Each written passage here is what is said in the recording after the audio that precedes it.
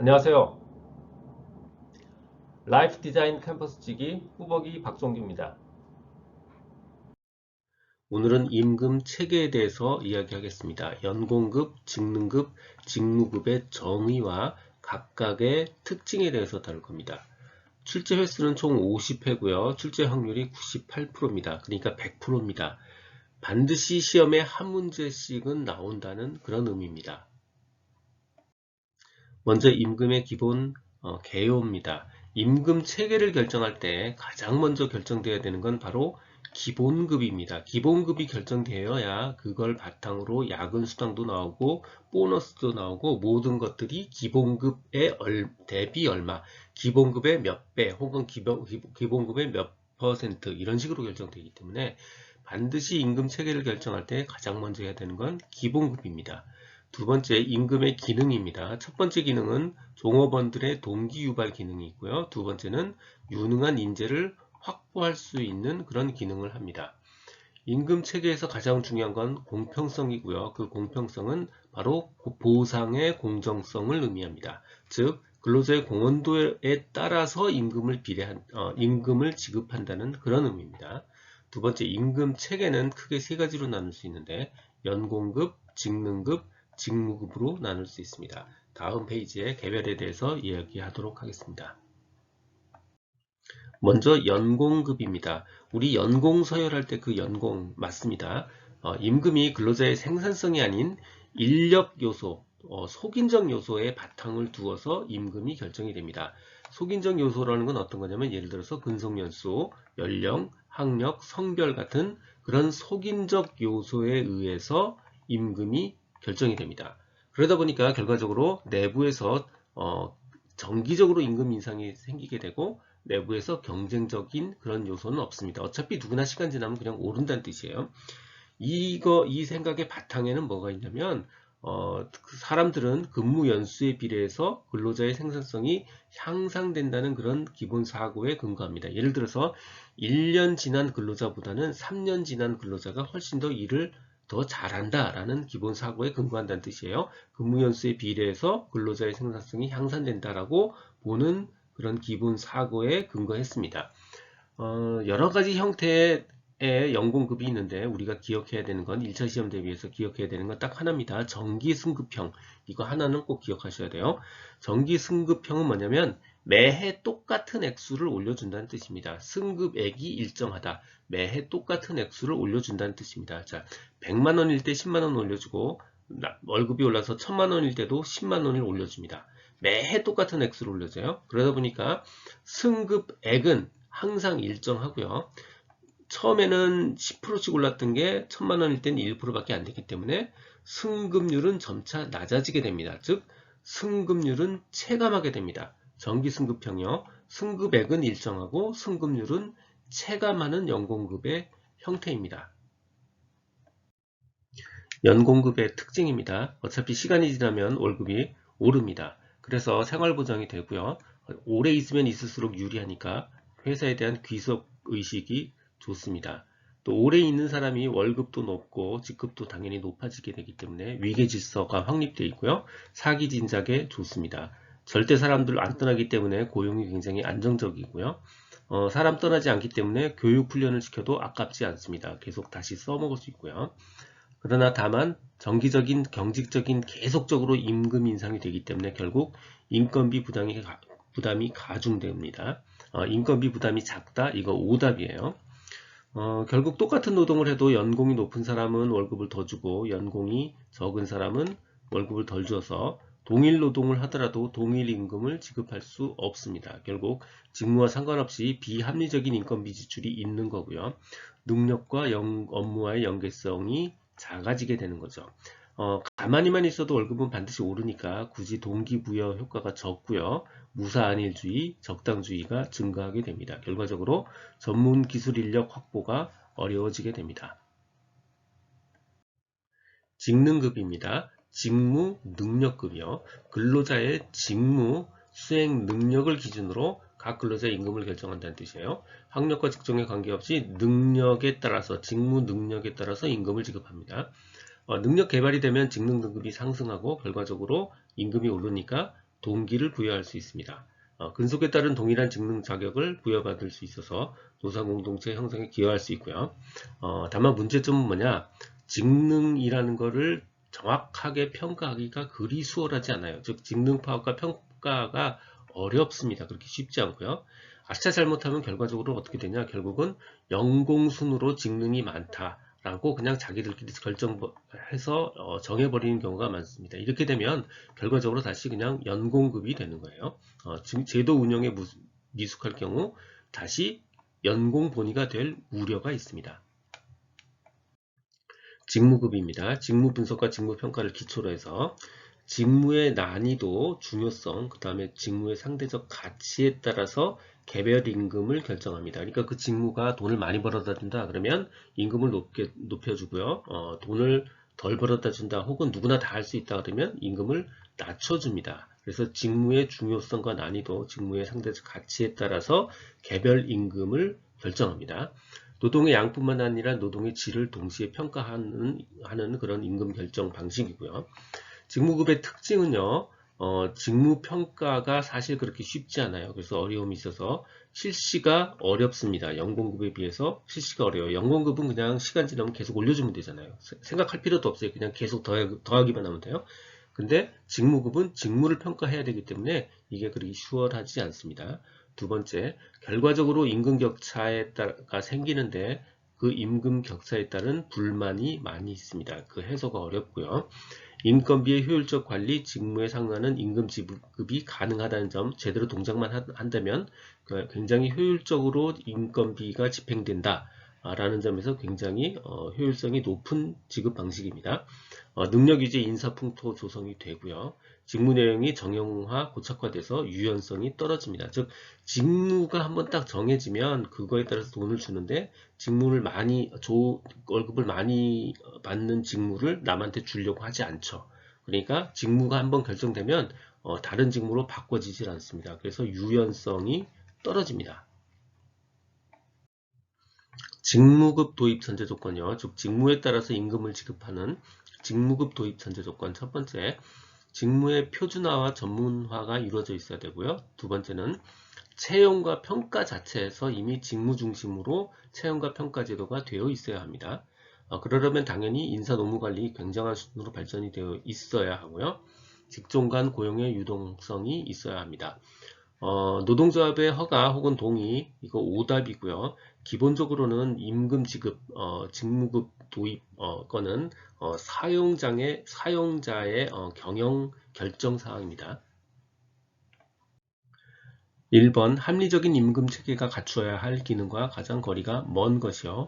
1. 종업원에 대한 동기 유발, 2. 유능한 인재 확보, 보상의 공정성, 생존권 보장 기능. 정답은요?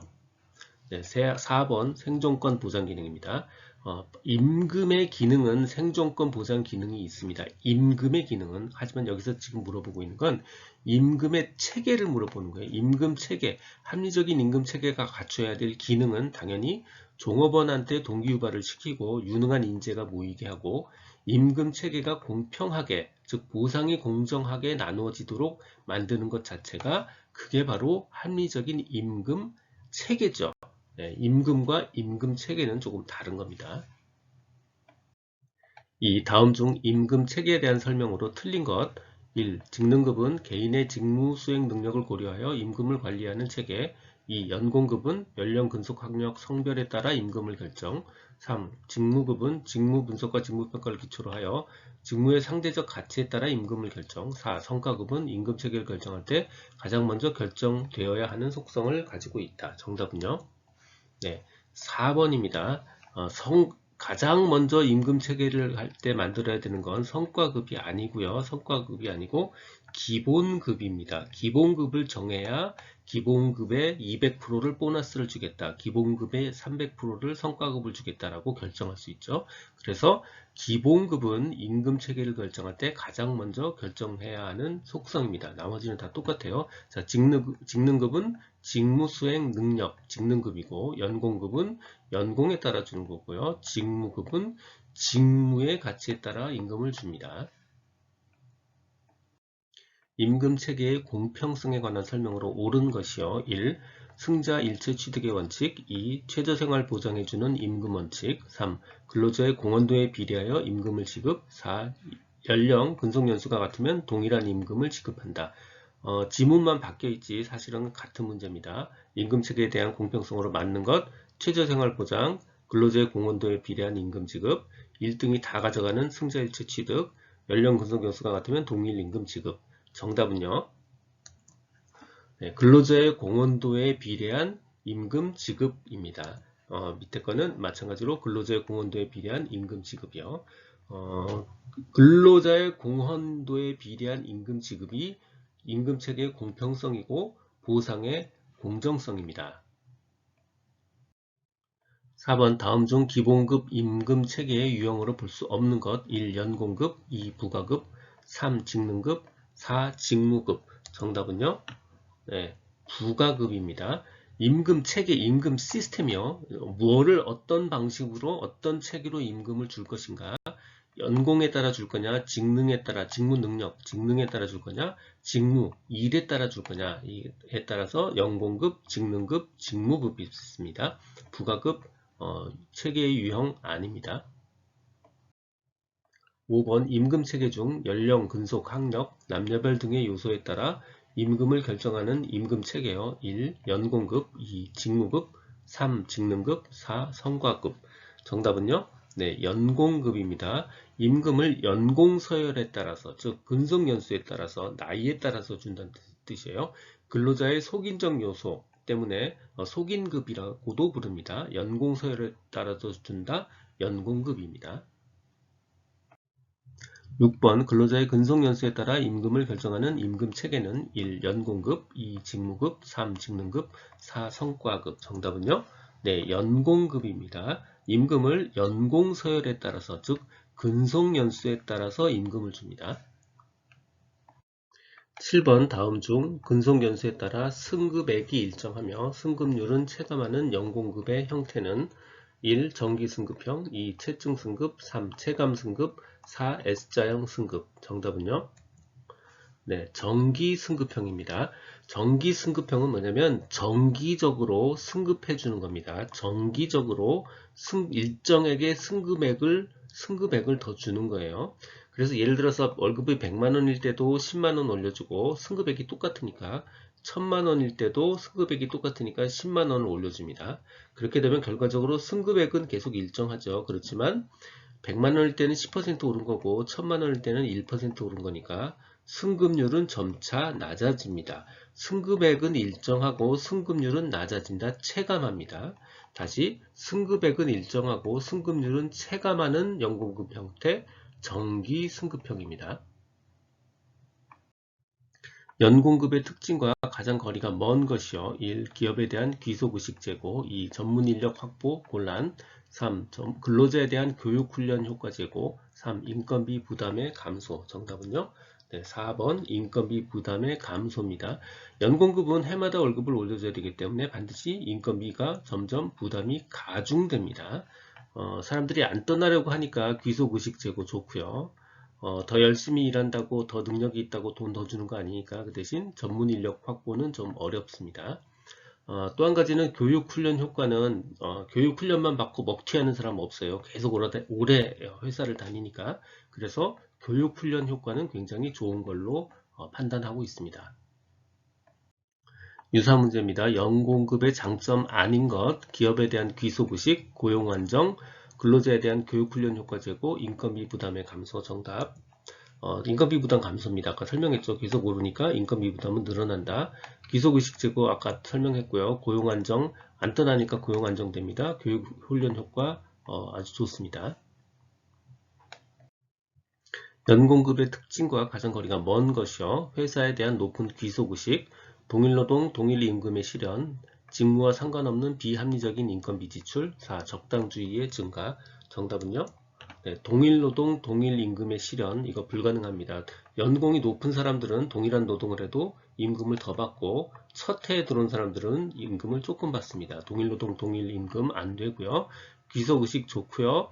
이러다 보니까 이렇게 연공에 따라서 지급을 하다 보니까 비합리적인 인건비 지출이고요. 가만히 있어도 월급은 오르니까 적당주의가 증가하는 폐단이 있습니다. 연공급의 장점이 아닌 것이요. 정기승급을 실시함에 따라 생활의 안정감과 장래에 대한 기대를 가질 수 있다. 2. 위계질서 확립이 용이하다. 3. 동기부여 효과가 강하다. 4. 근로자에 대한 교육훈련의 효과를 높일 수 있다. 정답은요?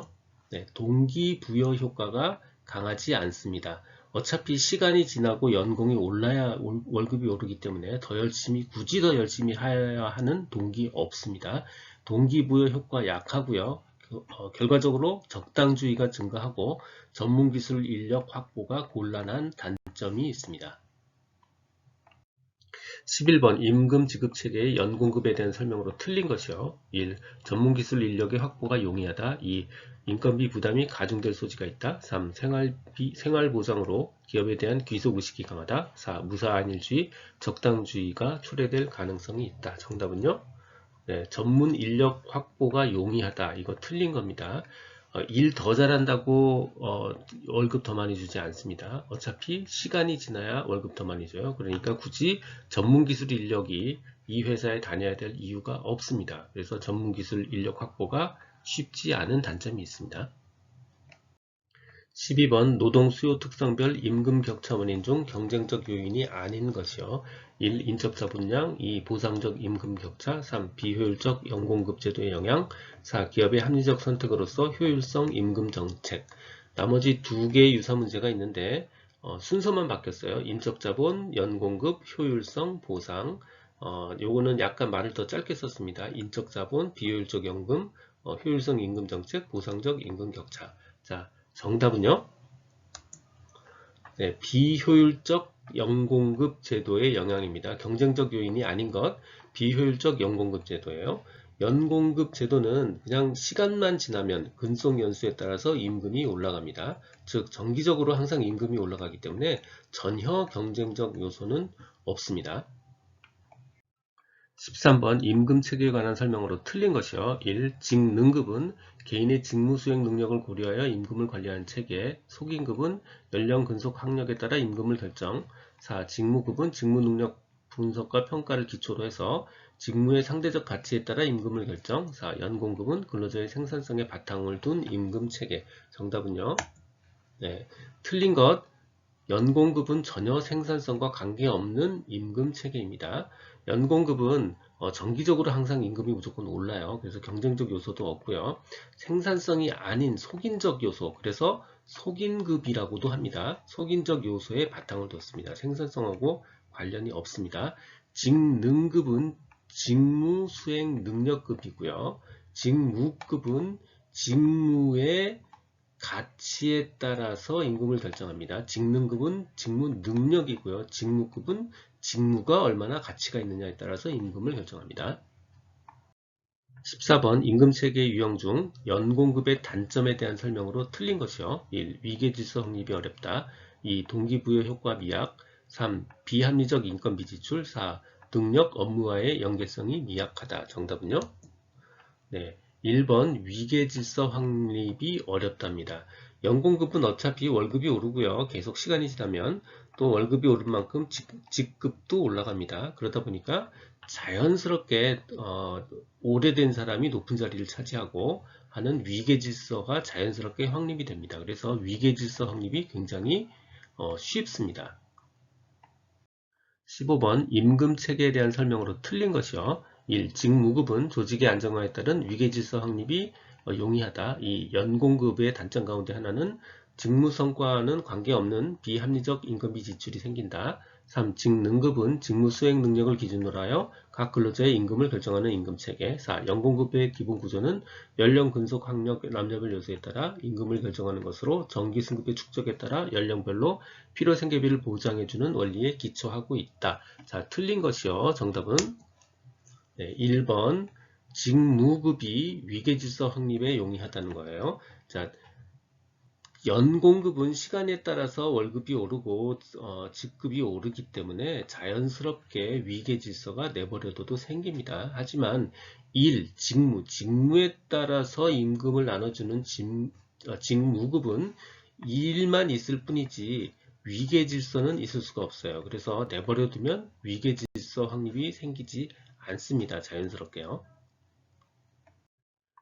16번 속임급 체계에 대한 설명으로 틀린 거요. 연령이나 학력, 경력, 근속연수 등을 기준으로 임금의 개인 배분을 결정한다. 2. 직무급이 속임급 체계에 해당한다. 3. 근속연수가 늘어날수록 숙련도가 향상되고 생활비가 많이 필요해진다는 점에서 속임급의 합리성을 확인할 수 있다. 4. 선진 산업사회에서는 속임급의 영향력이 낮다. 정답은요? 네, 틀린 것 정답은 직무급이 속임급 체계에 해당한다. 자, 직무급은요, 직무의 가치에 따라서, 직무의 양과 질에 따라서 임금을 많이 주고 조금 주는 방식입니다. 반면에 속임급은요, 연령이나 학력 같은 연공 서열에 의해서 임금을 줍니다. 그래서 직무급과 속임급은 서로 아무 관련이 없습니다. 17번 다음 중 연공 임금제도의 장점과 가장거리가 먼 거요. 1번 고용안정 달성, 2번 전문기술 인력 확보 용이, 3번 폐쇄적 노동시장에서 인력관리 용이, 4. 근로자의 기업에 대한 귀속의식 고양. 유사 문제 완전히 다 똑같고요. 1, 2, 3, 4번만 순서가 다릅니다. 자, 가장거리가 먼 것, 장점이 아닌 것, 정답은요. 예, 전문기술 인력 확보가 쉽지 않습니다. 연공급은요.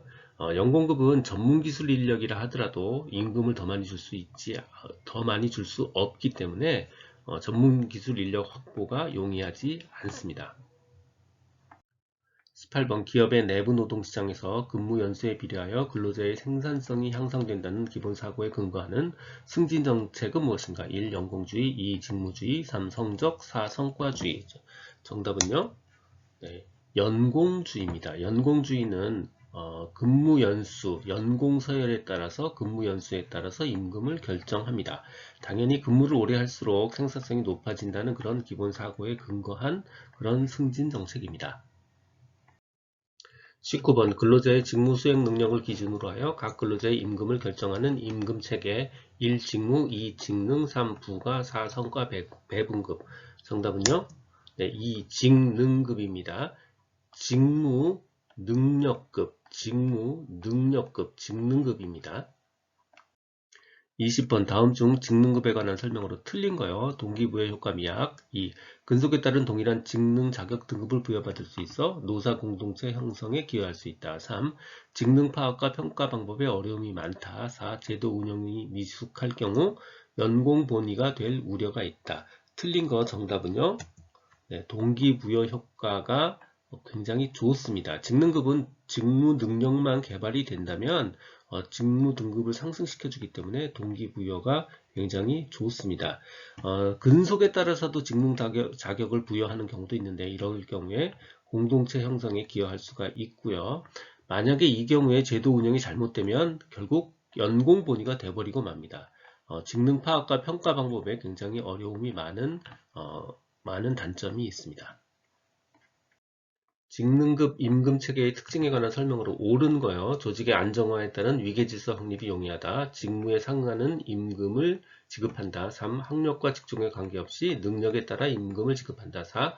무사 안일주의 및 적당주의를 초래할 수 있다. 옳은 거 정답은요. 네, 능력에 따라서 임금을 지급한다. 직능급은 직무 능력이죠. 그래서 직무 능력에 따라서 임금을 지급합니다. 위계질서 확립에 용이한 거는 연공급이고요. 직무에 따라서 임금을 지급하는 건 직무급입니다. 연공급 같은 경우에 무사안일주의 및 적당주의를 초래할 가능성이 높죠. 2번 직무 분석과 직무 평가를 기초로 하여 직무의 중요성과 난이도 등 직무의 상대적 가치에 따라 개별 임금을 결정하는 것. 1. 연공, 2. 직무, 3. 직능, 4. 기본급. 정답은요? 네, 직무급입니다. 여기서 우리가 초점을 맞춰야 될 단어는 뭐냐? 직무의 상대적 가치에 따라 임금을 준다는 겁니다. 직무의 가치에 따라서 임금을 주는 거 직무급입니다. 그럼 직무의 가치는 어떻게 결정하느냐?